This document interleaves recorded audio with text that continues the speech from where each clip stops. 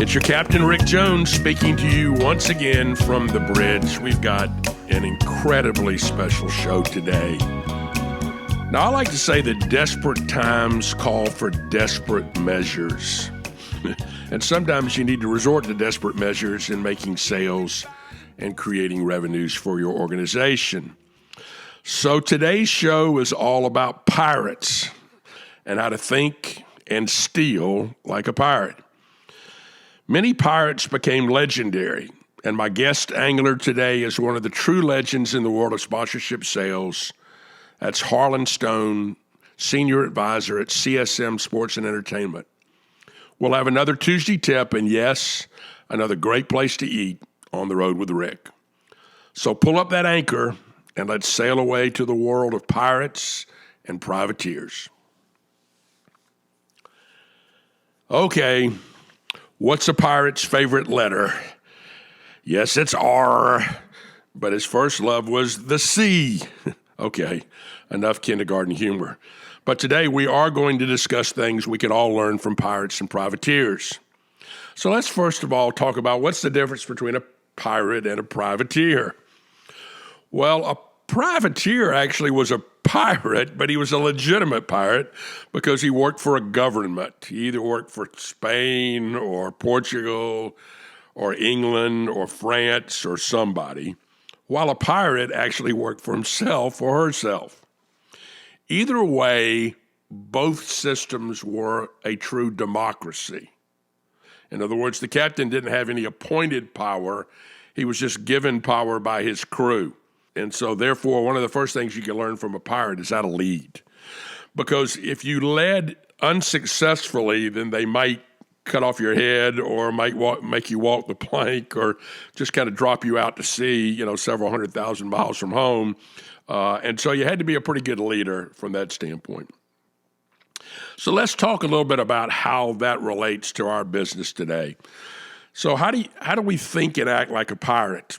Well, here's some qualities of a pirate that I like. Number one, they're one who engages in the art of piracy, and they take away from others. And in sponsorship sales today, you got to take it away from the other guy. You got to convince companies to do something that you want them to do and maybe eliminate something they're already doing. Secondly, a pirate is one who seeks treasures and builds loyalty by sharing the treasures with his shipmates. Again, I'm often find that properties that I work with think they get to keep all the money. Well, they don't. It just doesn't work that way. I may have told you this before, but I have this 20-40-40 formula, which says in order to secure a sponsorship, you're going to pay me or pay somebody or pay a staff internally 20%. That's the cost of doing the sale.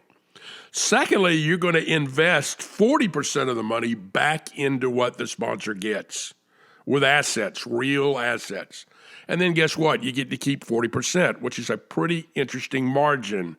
Not many businesses operate under a 40% margin, but you get to do that. Third quality of a pirate, one who sails uncharted waters to find his fortune.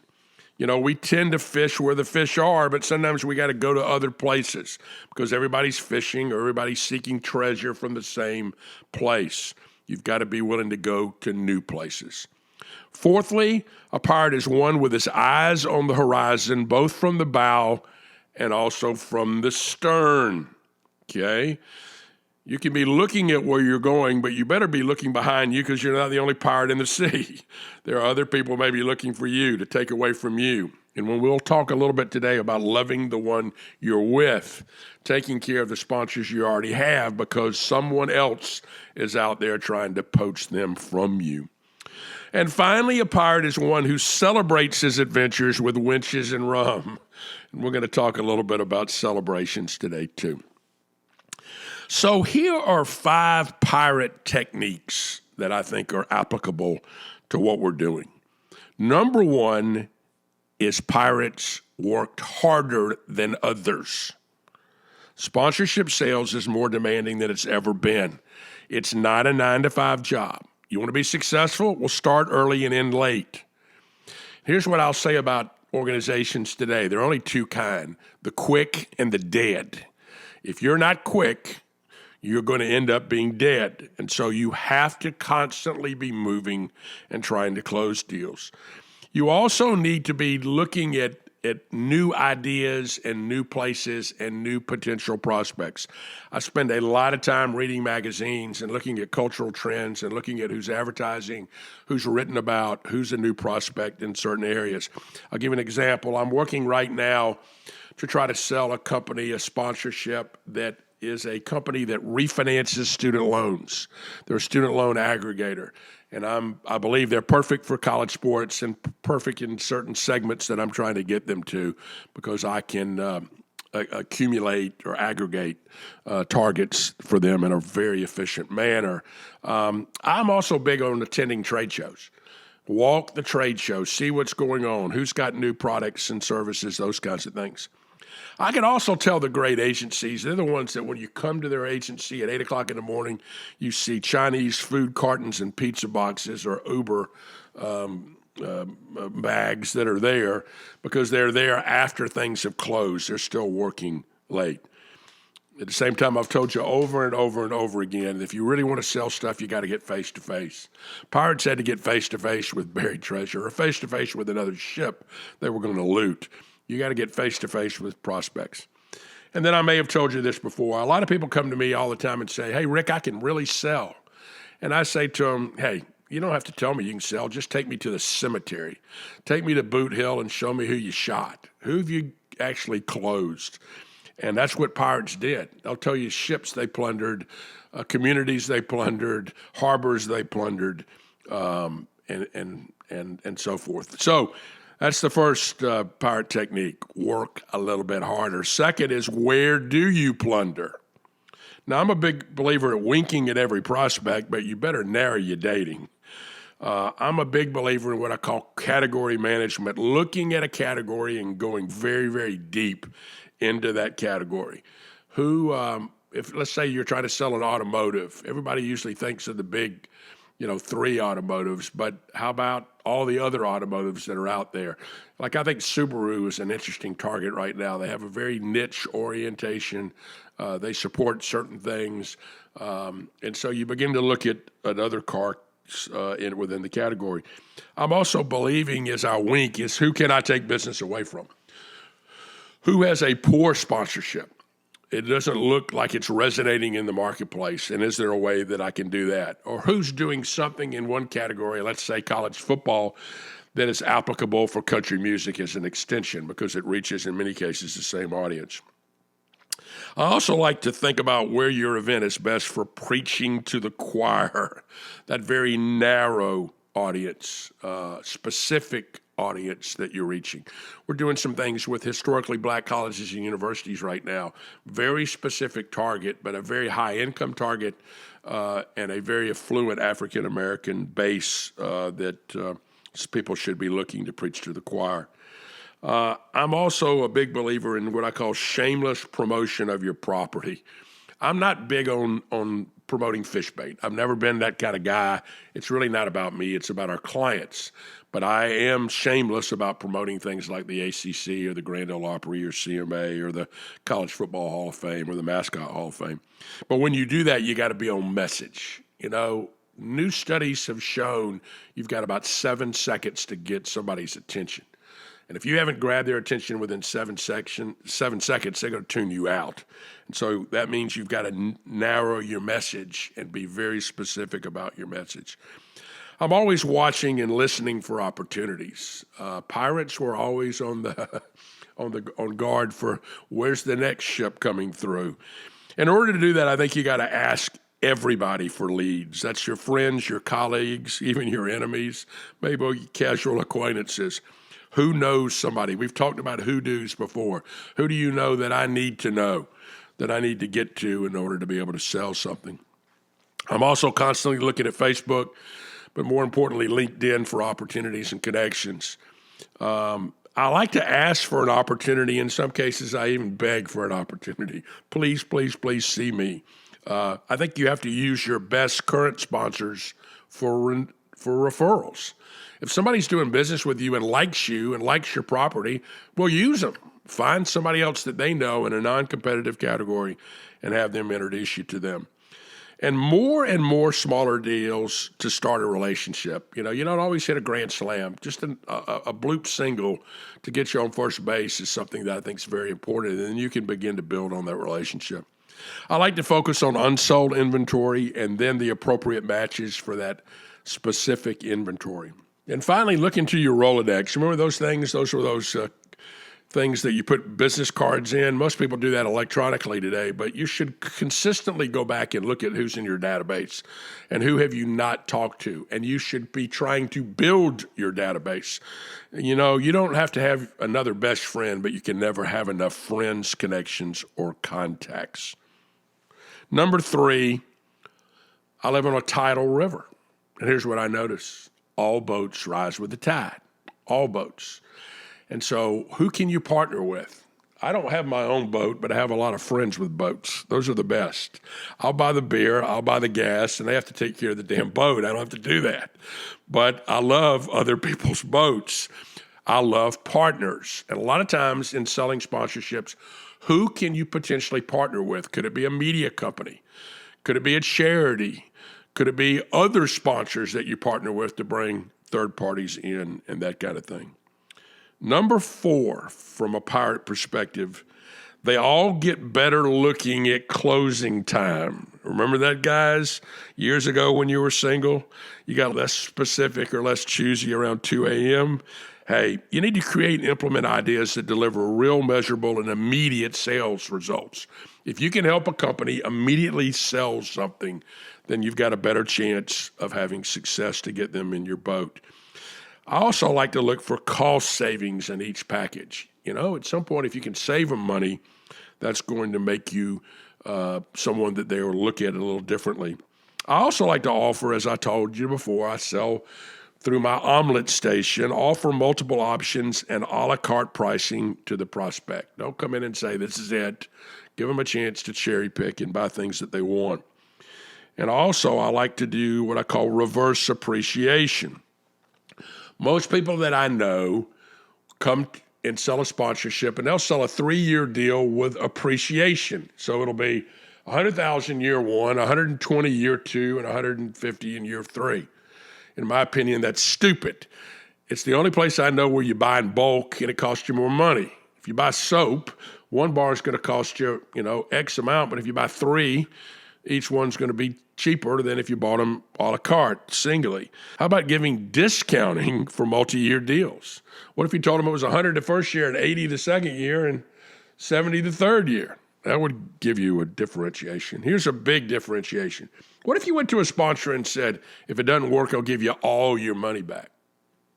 That's one of those Godfather offers, isn't it? An offer you can't refuse.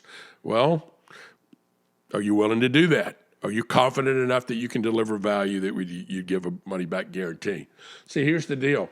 If a pirate showed up and the ship was empty, then they had to give their crew a money-back guarantee. There was nothing to share.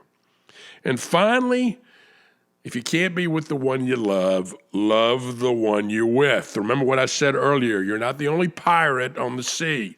As you're sailing off looking to plunder from somebody else, there's somebody behind you looking to plunder from you.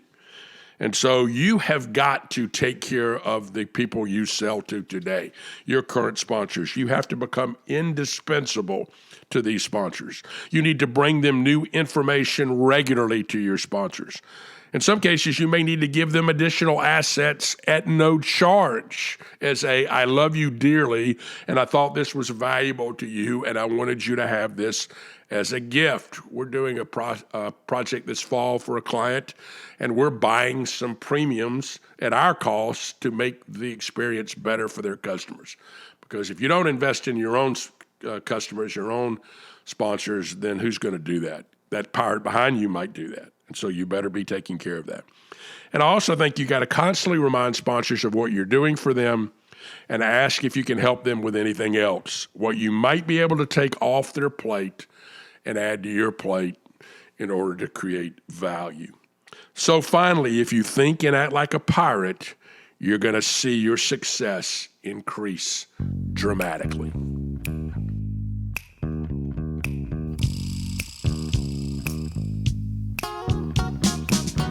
Now it's time for the Tuesday tip. I mentioned earlier in our segment on pirates about they celebrate with rum and winches.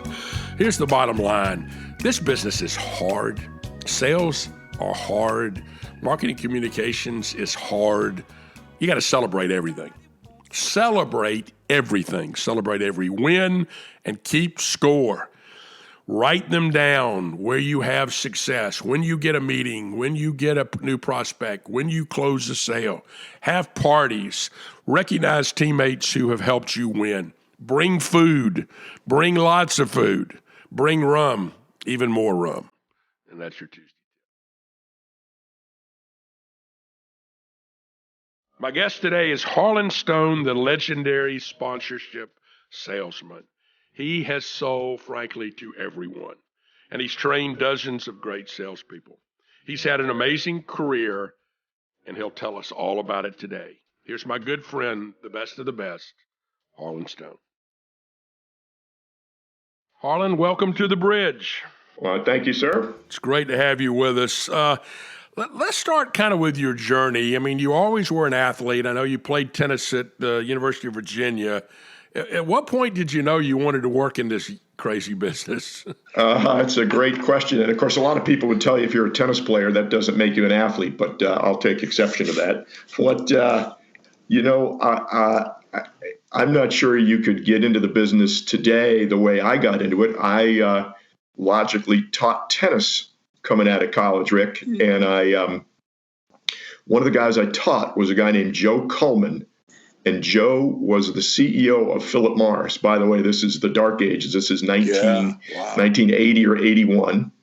And I was teaching Joe on his court out in East Hampton, New York, where I was a pro.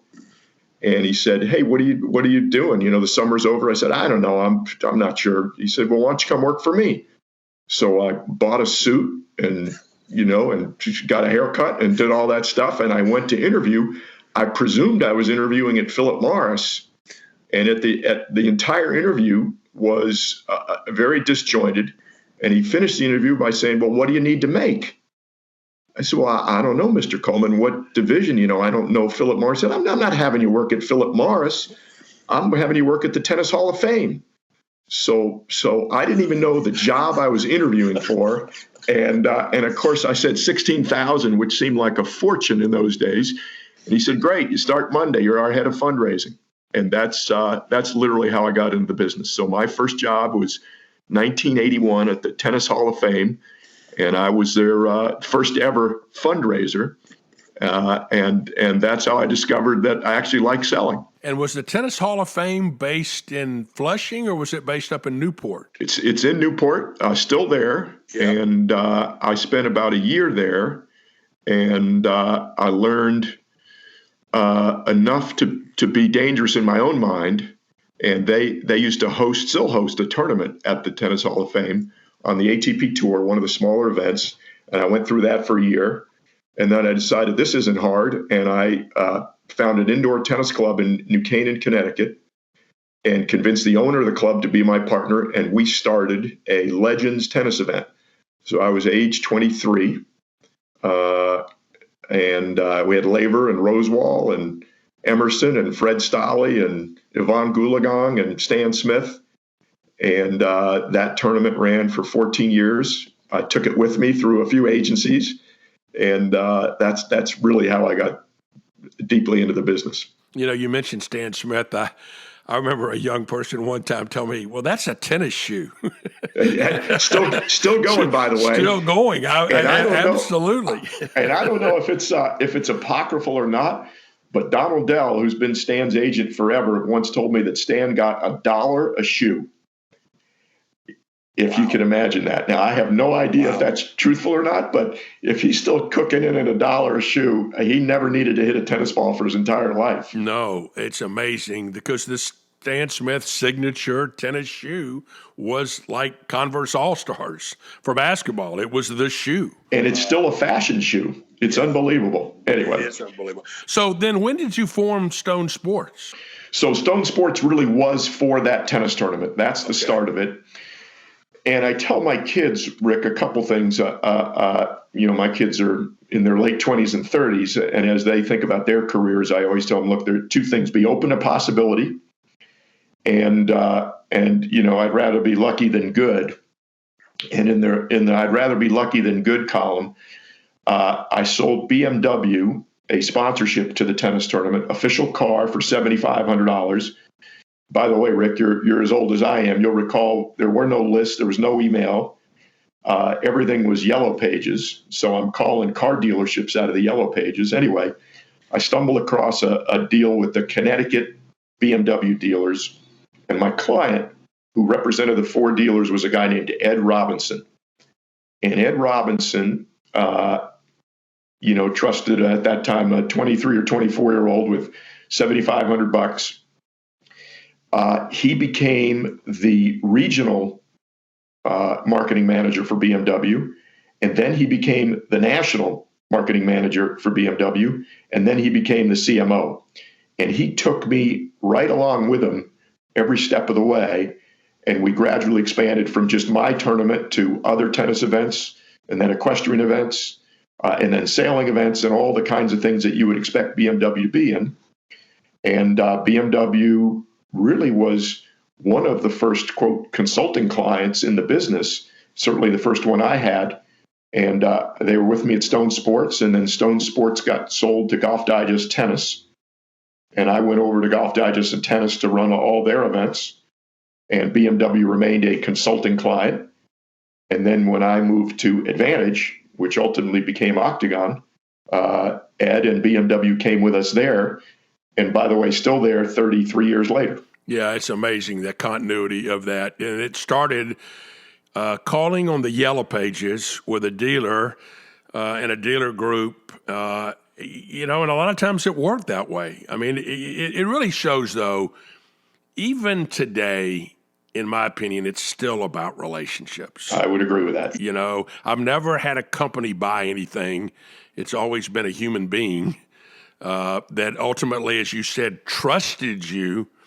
When we laughed, somebody said $7,500. That was a lot of money back then. Yeah, no, you kidding me? I was dancing a jig. I was ready to get out of my VW, Golf with no AC. I had myself driving a 3 Series in no time. That was big time.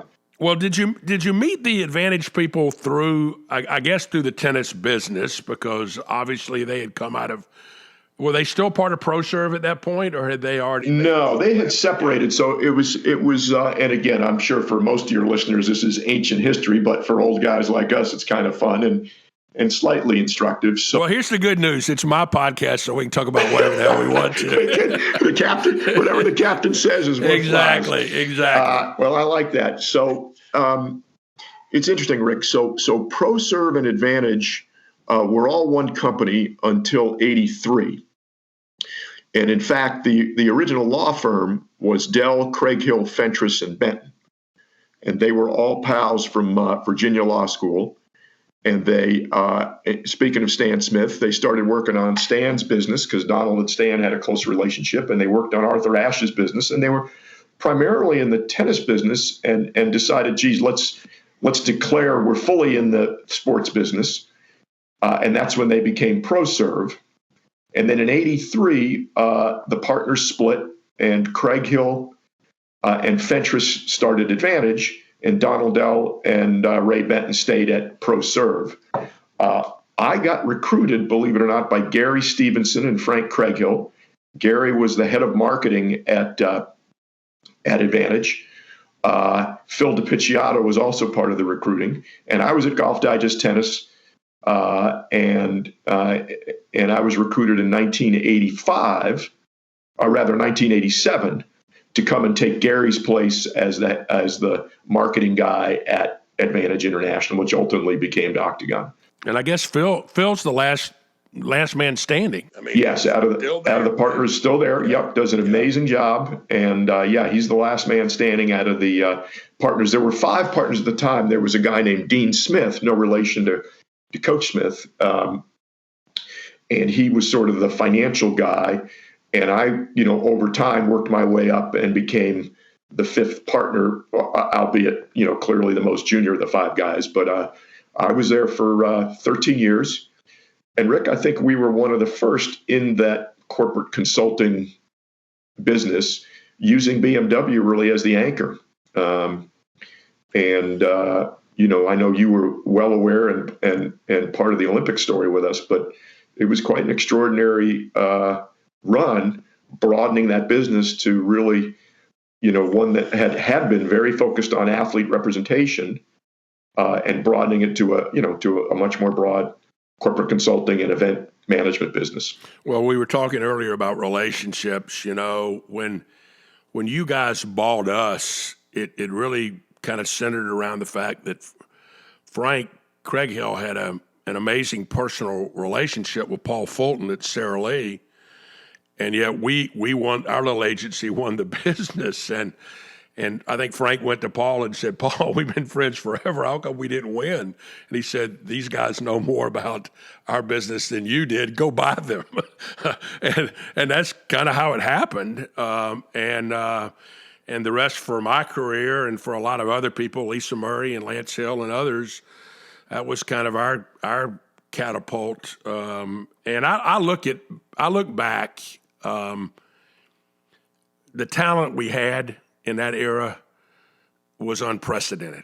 Yeah, you look at what our groups have gone on to do, and obviously when we got you guys, it took us to an incredible new level, and we I don't want to ever say we dominated that consulting business, but we sure were a force. Well, we had 16 Olympic clients in #96. I mean, that'll never happen again. Everybody kept saying, how come we keep losing to these guys?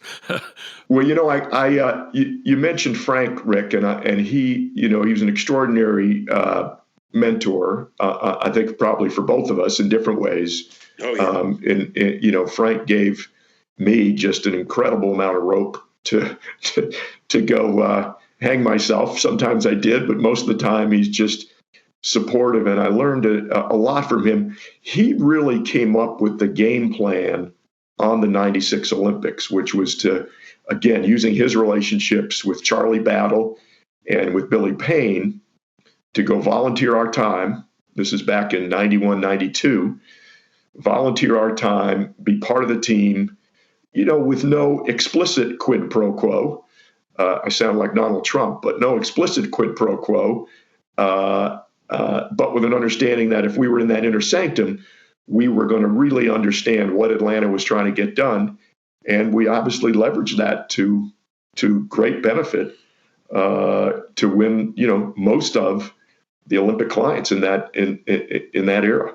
Well, for the young people listening, Frank's relationship with the Olympics had gone back even before that. He had a personal relationship with Horst Dassler at Adidas, and if you remember, the '84 games were still the Wild Wild West. Peter Ueberroth thought he was going to lose $200 million, and I think he made $200 million, much to everybody's surprise. And at that point, Coca-Cola had signed, I think, 120 contracts with Olympic organizing committees around the world, and said there had to be a better way. And Frank had the relationship with Horst, and that really created the top program.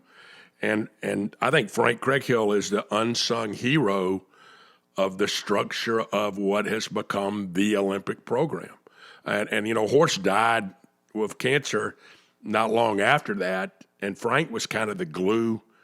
Ultimately, I guess ISL got that business, but it was interesting that the role he played is really as the attorney in putting that together. And then by the time '96 rolled around, he was really able to harvest the fruits from that. Yeah, I agree with you. I think he's an unsung hero of the movement. And, people forget, Rick, that in '84, nobody wanted the Olympics. It was seen as a money loser. LA had to sort of step up and bail everybody out. Well, you remember there were only two cities that bid that year. LA and Tehran, Iran were the only two cities to bid. And so, because again, look, Montreal was bankrupt. We had, boycotted Moscow and in '80, I mean, the Olympic movement was in trouble, and clearly today the success of the Olympics, I think, goes back to those, very few people that were engaged, and Frank was certainly one of them. And so then I was actually with you. We were in the car together in London when Frank told us that they had sold the agency the day before. Okay. Yeah, you'd flown with him all night. He didn't mention it to you, and then he got us both in the car and said, so you stayed a little while with Octagon, but then you had a chance to leave. And tell me about that. Yeah, I stayed for about another 2.5 years, and then we were in the .com boom, and I had a chance to run a little .com company, which was probably before its time, and I wasn't terribly good at it, called My Sports Guru, which relied on teaching and coaching in a broadband environment. Again, this was in about 99 or 2000, and we take it for granted now, but not every home was broadband enabled. So we had all this great teaching content, but it would take you about 7 hours to download a lesson on shooting foul shots. So that lasted under a year. And then, Rick, you may forget, I actually had a stint as the CEO of Momentum, which was owned by the same folks in Republic Group that owned Octagon. Yep, that's right. And I was equally inept in that role. I learned something that big is not always beautiful.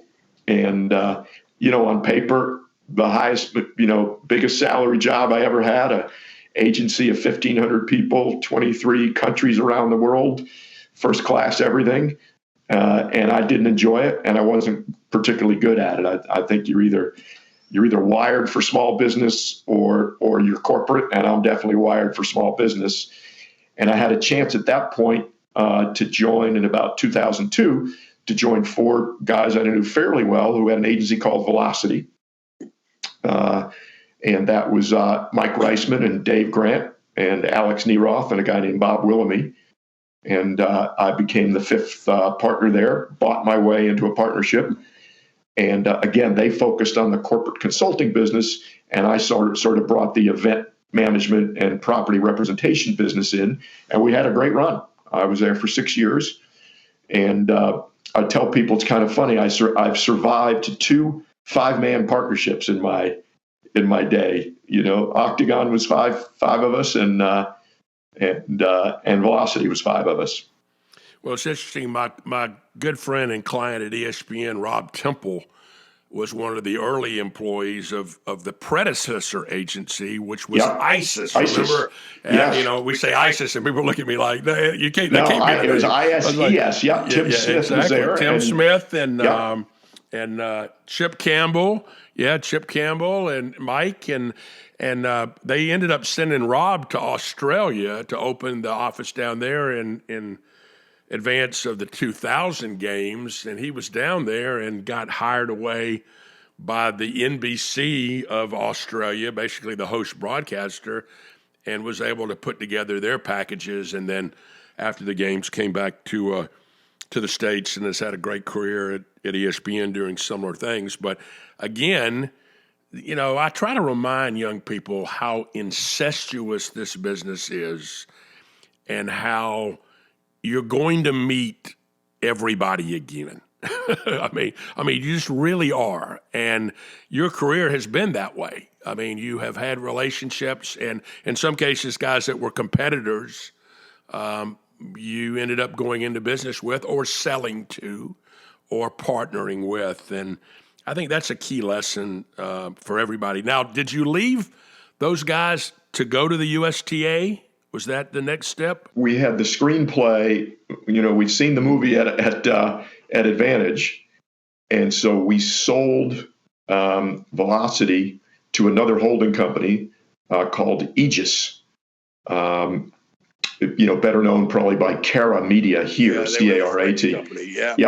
Yeah. And so we sold in 2007, and I had a little stint. Once again, stayed about a year, decided the big company, I'd done the fun part of building it, and managing it wasn't as much fun. And I had a little stint at Major League Gaming, but then got recruited to the USTA. They lost their chief marketing officer about 6 months before the U.S. Open, and I knew those folks. I had done a fair amount of consulting over the years to the USTA. To your point about relationships, and actually was playing some tennis with Gordon Smith, University of Georgia and Georgia Law School grad. Yep. And he said, "Hey, Harlan, we're in a little bit of a panic. We lost our CMO. We're 6 months out from the Open. Unless you love what you're doing, would you want to come over?" And that's how that started. And then did you leave the USTA and then that's when you went to CSM, or was there? Yep. So I spent about 4 years at the USTA, and I learned a ton. And I had never worked inside a property. USTA is an incredible organization. The U.S. Open itself, I never misled myself that I was some great sales guy selling the U.S. Open, because that is a juggernaut. That is an extraordinary. I'd represented a lot of great events, but I'd never worked inside on a world-class event, and that was an extraordinary experience and a great experience. And then, God bless the USTA, they let me hang on to the sponsorship business and bring it to my own agency, which was called SJX at the time. Yeah. And SJX has now become CSM. But I was the S of SJX. I joined our mutual friend, Jeff Jonas. You put the band back together. We put the band back together, as you've suggested to the young folks, right? Don't burn any bridges, and always treat people the right way. And we were able to reassemble a lot of the sales team from going back to Octagon days, and frankly, kept the three core clients that we'd had since early Octagon days: Cirque du Soleil, Little League, and U.S. Open, and started up the agency again in 2011. And then we sold it in 2014 to CSM, where I still am working in a senior advisory capacity. Well, let's take a walk down memory lane for a minute. Some of the things that you were involved with were so innovative at the time. So I'm gonna take our listeners back several decades. But one of the things you were involved with was around the first World Cup to be held in the United States. Was you went to P&G and you convinced them to do this soccer fest that was way ahead of its time. Talk about that event and how that process worked. Well, it was interesting. We had actually been doing some work for P&G on the Harlem Globetrotters, so we knew we knew a few of the brands, and it was whatever it was, 1992 probably, when we were conceiving this. And Rick, there was grassroots activity, but we weren't in an environment where people were thinking experiential the way they are today. That wasn't an automatic piece of every program. You would do a sponsorship, and you wouldn't necessarily have something that fans could see, touch, and feel. And we thought about soccer. Its obvious appeal in the U.S. to youth, particularly at that time, when the sport wasn't as well developed, but was already very hot, from a youth perspective. And we came up, in essence, with a traveling show where kids could come and do, and the actual name of it was Soccer Blast, where kids could come and get a full day of soccer, get teaching, do a whole bunch of fun activities. And, we built what became traditional. We built some 18-wheelers, took them on the road. We stopped at civic centers. And basically your price of entry was a very simple retail promotion. Show your proof of purchase. There was no online back then. Show your proof of purchase, your box tops from any P&G product. We had about 10 of them, and that was your admission, and it was killer. And it ran for a couple of years leading up to World Cup. It ran during the World Cup year. I think we hit 60 or 70 cities by the time we were done. And it was basically a traveling soccer blast targeted at kids sort of 8 to 13. And I think it really was one of the first of what we all say, well, duh, everybody does that. No, everybody didn't do that. It was kind of a legendary first step with a big, big company and multi-brands, and so there was a level of complexity. All right, the next one is still one of my favorites, the Cadillac NFL Golf Classic. Yeah, I'm proud as a peacock when I talk about that one because it had so many great pieces to it. The the notion was the magic of NFL players playing with golfers, professional golfers. And we brought 4 or 5 groups that traditionally didn't work together and weren't easy to get to work together, and we brought them all together in this mix. So we got the PGA Tour to agree to run a senior tour event. We played it at Upper Montclair Club, very nice club in New Jersey. We got ESPN to broadcast it. By the way, the senior tour agreed to make it a 2-day pro-am as opposed to traditional 1 day. The biggest piece, we got the NFL to commit their time and resources to it. We got Time Magazine to bring us a very significant print media package, which was very important in those days. By the way, here's the clock on this one. This is 1989 we put this together. Don Garber, now the commissioner of MLS, was my client at MLS. He was a senior manager at NFL Properties at the time. And we got all those groups to cooperate and honestly produced magic, which was the chance for you or I as an avid golfer to play 2 days of golf with, Dan Marino and Lee Trevino, or with Jim Kelly and Arnold Palmer, or with some other pairing. And the fascination that the golfers had with the NFL players, most of whom were pretty good golfers, and the absolute idol worship that the NFL guys, these 25, 30-year-olds had for Palmer and Trevino and Ray Floyd was extraordinary. And if you were an amateur that got to be a part of watching that magic and participating in that magic, it was really special. And Rick, as you recall, we killed it.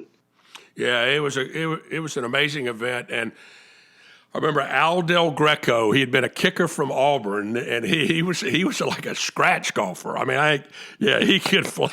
Of course, kickers. I think when everybody else was scrimmaging, he'd kick balls for about 15 minutes, and then he'd hit golf balls for about 2 hours. Yeah, and he was a great player. I was fortunate.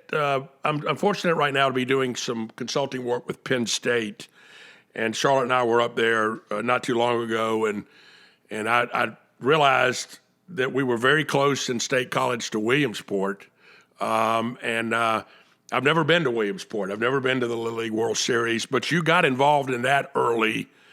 Tell me about that and the role you've played there with which is really an iconic American institution. Yeah, it is.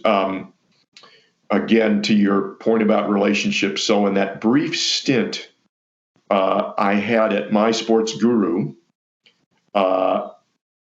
we became partners with a company called My Team. And again, this is in the crazy early days of sort of internet teaching and coaching. And My Team handled registration for Little League Baseball at that time.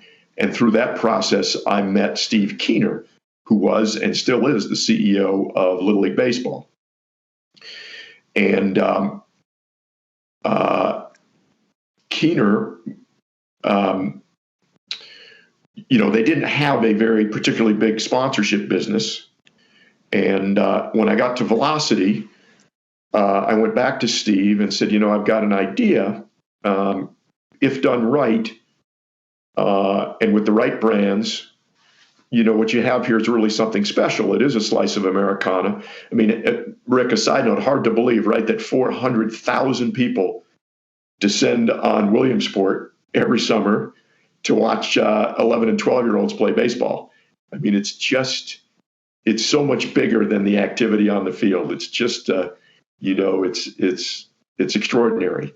And it drives huge ratings on ESPN. Huge. Yeah. And anyway, so lo and behold, Steve said, yes, let's kind of tiptoe into it. And we did it very carefully, and we nurtured it, and we ended up with a 16-year relationship with Little League. Again, lucky that they followed me and my team through a variety of agencies. Vanessa Taveras, who was with me at Octagon and at Velocity and now at CSM, was the key person all the way through, or most of the way through. And it's become such a big deal that actually MLB, as of last year, has taken over their rights. So we had our 16 or 17-year run, and then we stepped aside because MLB realized this thing is just so extraordinary. Rick, I tell people, despite representing the U.S. Open, Cirque, Cadillac NFL, Ryder Cup, all sorts of great activities, the most inbound phone calls I've ever gotten in this business have been related to Little League. Companies want to know how can they get involved and how can they be associated with it. And, obviously Little League is pretty careful about what they do and who they do it with and how commercial they'll make it.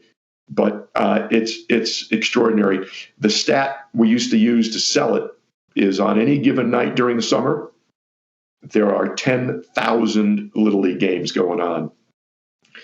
So the magic of Little League, Williamsport's the icing on the cake, but the real magic is the connectivity for a brand with, 10,000 games a night, 3 million kids and their families every year. It's just amazing. Well, we all remember playing Little League baseball, and I remember I was a 12-year-old pitcher, not in the major leagues. At that time, it was in the minor leagues, but I was a good pitcher, and a group called the Braves came and said, we want to call you up to the majors. But I was the ace of the minor league team, and I had a wonderful coach who was a house painter. I'll never forget, and he had the saddest eyes when he thought I was going to leave, and I look back and I made the decision not to do it. I wanted to finish with my team, and we pitched and won the championship, and then unfortunately nobody wanted a 13-year-old the next year, and the rules were you couldn't pitch as a 13-year-old in the minors. So I went from being a 12-year-old pitching ace to being a 13-year-old first baseman. But I still remember fondly, and the influence that you guys and sponsors have had on young people and their parents is pretty extraordinary. Harlan, we've talked a lot today on our show about pirates. And the great pirates went out and got ships. You've been one of the best I've ever seen at closing deals. Talk a little bit about your sales process. I mean, you now have, we're looking now, I hate to remind you how old we are, but we're now in, 4 generations, 4 decades of sales success, and you've done it every step of the way. Give some advice to people out there about your process and why it's been successful. Well, first of all, you're too generous in your praise. I think it, dude. If you've done it, it ain't bragging. I think, Rick, honestly, I think there's 2 pieces, and I think you and many others are much better at thinking through formally the process. I listened to your last podcast, which was fascinating on touch and feel and scent and everything else, and I think I'm probably. Sort of like, old school, right? It's like, are you an analytics guy in baseball or are you an old style scout that does it by feel? I'm probably more the old style scout that does it by feel. But I will say where process does play a role is sort of twofold, right? I'll give you a few of my tips on selling for our younger folks that are listening. But I think it starts with, you really do need to believe in what you're selling. And because it's hard to get excited about something that you don't believe in. And one thing that I've done and our team has done, I think, is become incredibly disciplined about what we represent. And, If it's shop worn, if it's something that's been out there a long time and someone else hasn't been successful, odds are we're not going to be successful. Is it unique? Right? I tell people nobody loves tennis more than I do, but I'm not sure I want to represent an ATP tour event in a city that's not a great market, that doesn't have a unique hook and is not in the Masters 1000 series, right? Represent unique quality to the degree possible, one-of-a-kind events. If you think about where we've had success, Cirque du Soleil, right? It's indescribable. There is no other Cirque du Soleil in the world. Little League Baseball, 70% of all youth baseball in America is Little League Baseball. It's dominant. U.S. Open, obvious. Where I think you can struggle is where you represent something that is a me too. It's one of 30 or 40 stops on the golf tour. It's one of 50, music events. If it's Coachella, that's fantastic. If it's a music event in your background, in your backyard, not that a niche can't succeed, but I think a lot of my success and our team's success is believing in what we're selling, and does it have enough uniqueness to it that it's going to be appealing and you can get excited about it. I think on the sell side, all selling, as you know, is engendering trust, right? How quickly, as you said, companies don't buy, people do. And what do people buy into? They buy into, yes, what you're selling, but also they're buying into you. Do they like you? And I think the magic is how quickly can you make yourself trustworthy and likable, and you don't have a lot of time to do it. And so what does that trick? One is of course, knowing something about the person you're selling to and the company, the brand you're selling to. That's obvious. Do your homework, but personalizing it. What is your connection to the property you're selling? What's your connection to the person you're selling to? What's the story that you've got? I tell my little U.S. Open story. We were scrambling to get a sponsor in 2 years ago. We had about 2 weeks. We had a sponsor drop out, and Lou Shear, my client, said, "Hey, if you can generate something, last minute, let's do it." And I was talking to him on my phone on a Sunday, and a postal service truck drove by. I said, "That's weird. Postal service, I don't think of them as Sunday delivery." Sure enough, send an email to the CMO at the Postal Service, who I didn't know. I said, "Hey, I'm a senior executive up in Darien, Connecticut. I just saw your truck go by. Is one of your issues that people think it's only FedEx and UPS that deliver on a Sunday?" He says, "Interesting. Yes, so I got an idea for you," and convinced him that obviously that a lot of people that attend the U.S. Open are senior executives, probably have the same view of the world that I do, and personalized it. And that's what made that sale. So I personalize it. And then, Rick, I always say, go to a meeting with some giveaways, right? The whatever property you represent is not a panacea for everything that the brand needs. Whatever company you represent doesn't do everything great. It probably does some things great and other things not so great. I do certain things really well and other things not very well.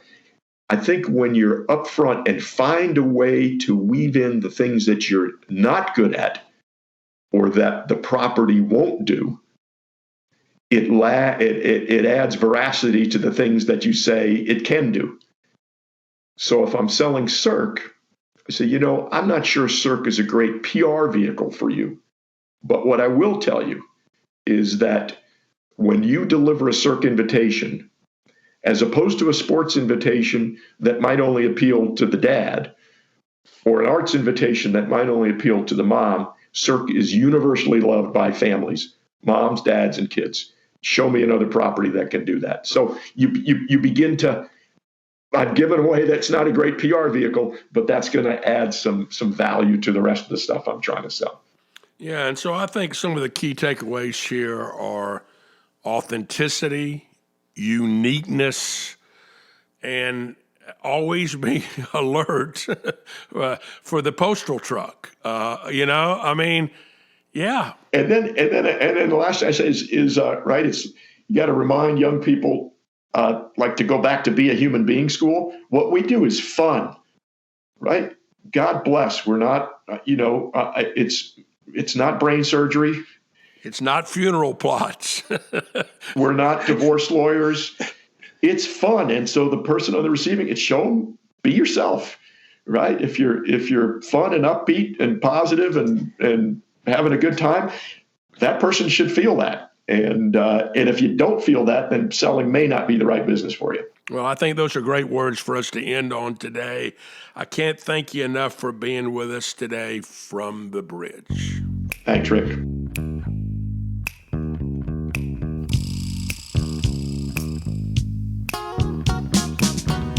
Now we'll close with today's On the Road with Rick. A couple of years ago, I found myself in Paris for the week. Charlotte and I had gone in what we call a Paris immersion trip, where we literally stayed in a hotel for a week and had guest lectures in the morning, followed by a walking tour of France. And then you had free time in the afternoon. Well, on nearly the last day, we found ourselves in the Montmartre section of Paris. Now, I may have told you this before, but I keep a file on every place I've ever been and every place I want to visit. And so I have a file. And so I can pull out my file and say, okay, what is in this particular section of France? And I had read about this restaurant in the Montmartre section of Paris. That is the section that you may know that at the base of the hill is the famous Moulin Rouge. And at the top of the hill, when you walk up the hill, is the Sacré-Cœur Basilica. But I had found this amazing restaurant called Le Coq Rico that I had read about. Now, I'd read about it, I had a file on it, but we're just wandering the streets of Montmartre, and guess what? We stumbled onto it right at lunch hour. And fortunately, they had a cancellation, and we were able to get in there. And we ate an amazing lunch of roast chicken with vegetables that was truly a religious experience. They use and roast only heirloom chickens, so very, very flavorful chickens.